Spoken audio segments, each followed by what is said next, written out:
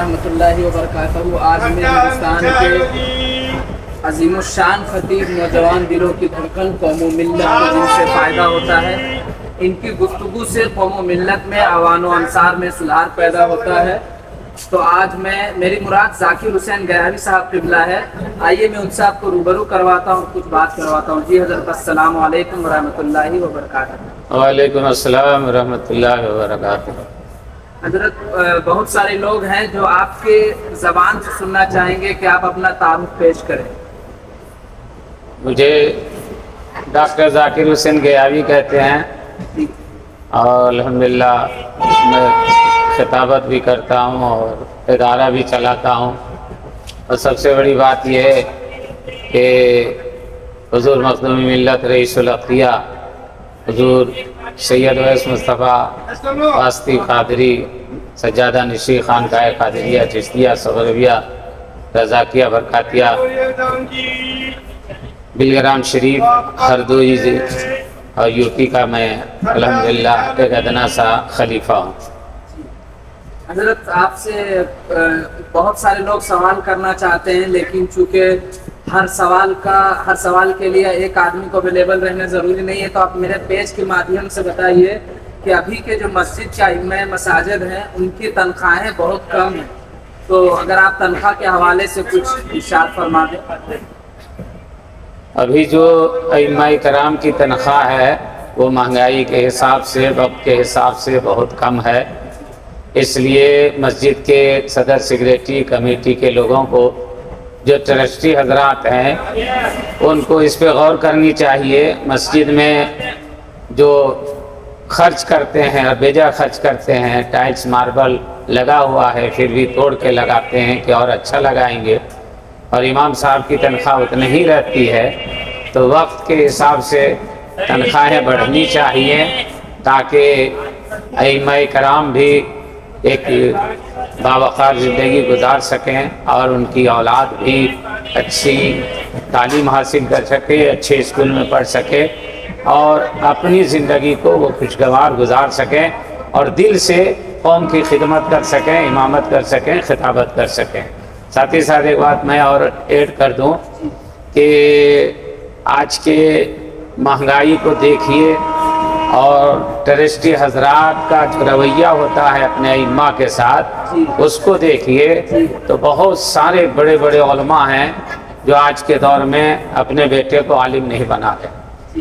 علم جو اٹھے گا اس کی ایک وجہ یہ بھی ہوگی کہ عالم اپنے بیٹے کو عالم نہیں بنا رہے ہیں، حافظ اپنے بیٹے کو حافظ نہیں بنا رہے ہیں۔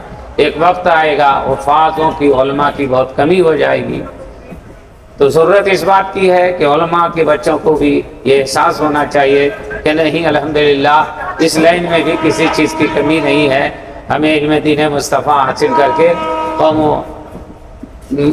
و مسلک کی خدمت کرنی چاہیے۔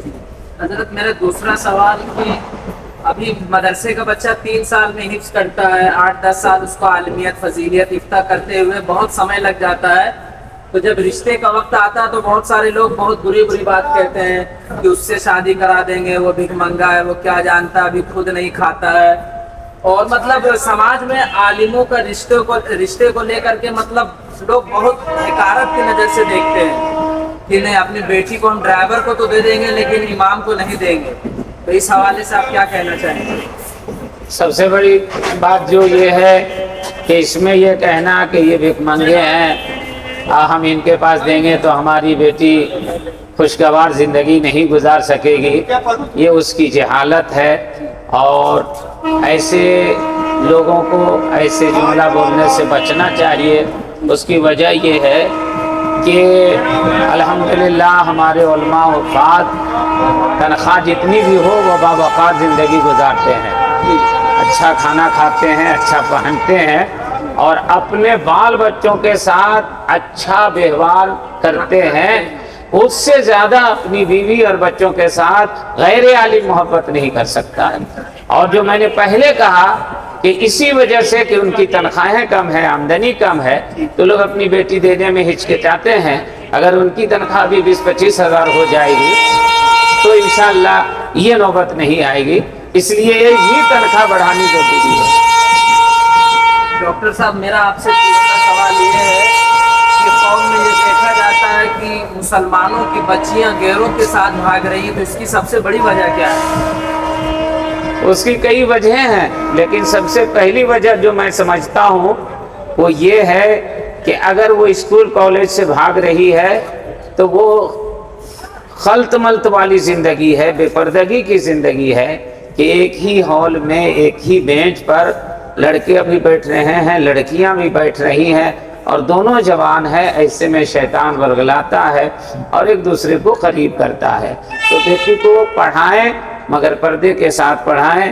ہماری قوم کو مدرسے کے ساتھ ساتھ آج کل اسکول کی بھی ضرورت ہے، اور اپنا اسکول ہو، اپنی زمین پر ہو، تاکہ ہم اپنے نصاب کے حساب سے اس کو چلائیں اور وہاں پردے کا انتظام رکھیں، لڑکوں کا الگ کلاس رہے، لڑکیوں کا الگ کلاس رہے، تاکہ یہ جو آج کل عام ہو رہا ہے کہ غیروں کے ساتھ بھاگ رہی ہے، یہ کم سے کم انشاءاللہ کم ہوگا۔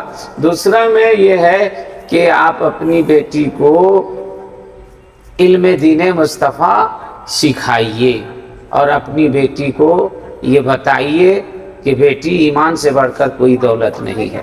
آپ دنیا دار کی باتیں بتاتے ہیں، ہیرو ہیروئن کی باتیں بتاتے ہیں، مگر افسوس اب حضرت خدیجۃ الکبریٰ رضی اللہ تعالی عنہا کی باتیں اور ان کے کردار کو نہیں بتاتے۔ آپ اپنی بیٹی کو کنیز فاطمہ بنائیے، انشاءاللہ دنیا میں بھی خوش رہے گی اور قیامت میں اس کو بہترین صلہ ملے گا۔ مدرسے میں جو لڑکیاں پڑھائی کرتی ہیں تو ان پہ بہت سارے آروپ لگائے جاتے ہیں کہ ارے مدرسہ میں پڑھ کے کیا ملے گا، ابھی کا دور کالج کا ہے، یہ وہ مت پڑھو۔ مطلب مدرسے کا اپنے ہی لوگ بہت بائیکاٹ کر رہے ہیں کہ مدرسہ بند ہونا چاہیے، تو مدرسے کی کتنی ضرورت ہے ہمارے سماج میں؟ نہیں، مدرسے کی تو ضرورت ہے، اس سے انکار نہیں کیا جا سکتا ہے، لیکن آپ اپنی بیٹی کو کیا بنانا چاہتے ہیں؟ آئی ایس بنانا چاہتے ہیں، آئی پی ایس بنانا چاہتے ہیں، ڈاکٹر بنانا چاہتے ہیں، انجینئر بنانا چاہتے ہیں، بیٹی کی کمائی کھانا چاہتے ہیں، تو پھر آپ جائیے اسکول کالج میں۔ لیکن اگر اپنی بیٹی کو دیندار بنانا چاہتے ہیں، آنے والی نسلوں کو سدھارنا چاہتے ہیں کہ اس کے بچے دین پر قائم رہیں، ایک بیٹی پڑھتی ہے تو پورا گھر سنورتا ہے، اگر اس نیت سے کر رہے ہیں تو پھر دونوں تعلیم کی ضرورت ہے۔ کوئی ضروری نہیں کہ آپ اپنی بیٹی کو عالمہ ہی بنائیے، عالمہ بنا کر کے اگر سائڈ سے اس کو میٹرک اور یہ انٹر کراتے ہیں، بی اے کراتے ہیں، اعلیٰ تعلیم دلاتے ہیں تو اس سے کوئی منع نہیں ہے، لیکن پہلے میں نے کہا کہ اپنی بیٹی کو ڈاکٹر انجینئر بعد میں بنائیے، کنیز فاطمہ پہلے بنا دیجیے۔ جلسوں کے حوالے سے حضرت یہ بات سامنے آتی ہے کہ مطلب کچھ جگہوں پہ یہ ہو گیا کہ جھارکھنڈی بابا نہیں آئیں گے تو جلسہ ہوگا ہی نہیں۔ وہ کیوں نہیں آئے؟ مطلب اس کو لے کر کے پورے رات بھر جلسہ میں چرچا چلتا ہے، تو کیا ممبر رسول کا یہ ادب ہے کہ مطلب پوری رات انہی کی سیرت بیان کی جائے کہ کیوں نہیں آئے؟ یہ پرسنل بھی ہو سکتا ہے، اسٹیج پہ ہی کیوں؟ یہ تو خیر بہت بڑی ہماری قوم کی یہ کہ زوال والی بات ہے کہ اچھی باتیں، اصلاحی باتیں، سنجیدگی والی گفتگو آج کے نوجوان نہیں سننا چاہتے ہیں۔ جلسے اس لیے ہوتے ہیں کہ وہاں سے اصلاح ہو، ہمارے اندر کوئی چینجنگ ہو، انقلاب پیدا ہو، لیکن اگر اس کو صرف ہنسی مذاق کا اڈا بنا دیا جائے تو جلسے کا مقصد فوت ہوتا ہے۔ مسکرانے کا حکم ہے، کہا لگانے کا حکم نہیں ہے، اور وہ بھی ممبر رسول پر کہا لگانے کا حکم نہیں ہے۔ ساتھ ہی ساتھ نوجوان کچھ لوگ جو 10 برس، 12 برس، 15 برس، 18، 20 برس کے لڑکے جاتے ہیں، وہ صرف مزہ لینے کے لیے جاتے ہیں، کچھ سیکھنے کے لیے اور اصلاح کے لیے نہیں جاتے۔ ان کو نماز کے بارے میں بول دیجئے، روزہ کے بارے میں بولیے، حج و زکوٰۃ کے بارے میں بتائیے تو وہ دائیں بائیں کر کے چلے جاتے ہیں۔ اس لیے ضرورت اس بات کی ہے کہ اچھی گفتگو سنی جائے، اصلاحی گفتگو سنی جائے اور اچھے علماء کی قدر کی جائے اور تقریریں زیادہ سنی جائے، نعت شریف سنی جائے، مگر مشاعرہ اس کو نہ بنایا جائے، اس لیے کہ علماء کی تقریروں سے اصلاح پیدا ہوتی ہے اور عقیدہ ایمان کی حفاظت ہوتی ہے۔ حضرت میرا ایک آخری سوال آپ سے کہ مدرسے میں پڑھنے والے طلبہ کیا ضروری ہے کہ مدرسے میں پڑھا ہو تو مسجد میں ہی رہے گا یا مدرسے ہی میں پڑھائے گا؟ کیا وہ بزنس نہیں کر سکتا؟ نہیں، کیوں نہیں کر سکتا ہے؟ تجارت میرے آقا کی سنت ہے پڑھنے کا مطلب یہ نہیں کہ صرف ہم امام اور مدرس بن کر کے رہ جائیں. پڑھنے کا مطلب یہ ہے کہ ہمارے اندر نور پیدا ہو، روشنی پیدا ہو، ہمارے علم سے لوگوں کو فائدہ پہنچے. کیا غوث اعظم تجارت نہیں کرتے تھے؟ اس لیے آج دیکھیے گا یہ سوچ پرانی ہے. ابھی کی فکر یہ ہے کہ ہمارے زیادہ تو نہیں لیکن 10% ایسے طلبہ ہیں جو عالمیت عالم اور فاضل کی ڈگری لے کر کے اسکول جا رہے ہیں، ماسٹر بن رہے ہیں، ڈاکٹر بن رہے ہیں، انجینئر بن رہے ہیں. علم تو آپ کے اوپر ہے کہ آپ کتنا حاصل کرتے ہیں، محدود نہیں ہے، پوری زندگی حاصل کر سکتے ہیں. اس لیے یہ سوچنا کہ ہم صرف پڑھے ہیں اسی نیت سے کہ امامت کریں گے تو لوگ حاوی ہو جاتے ہیں. آپ آپشن کھلا رکھیں اور اللہ نے وقت دیا ہے، آپ اس لائق ہیں، گارجین اس لائق ہیں تو اسے اعلیٰ تعلیم دلوائیں اور مدرسے سے فضیلت کی ڈگری لے کر کے جامعہ ملیہ جائیں، مسلم یونیورسٹی جائیں، دوسرے کالجوں میں جائیں اور جا کر کے اعلیٰ تعلیم حاصل کریں اور وہاں جا کر کے دین و سنیت مسلک اعلیٰ حضرت کی خدمت کریں، ترویج و ارشاد کریں. یہ اسلام میں منع تھوڑی ہے.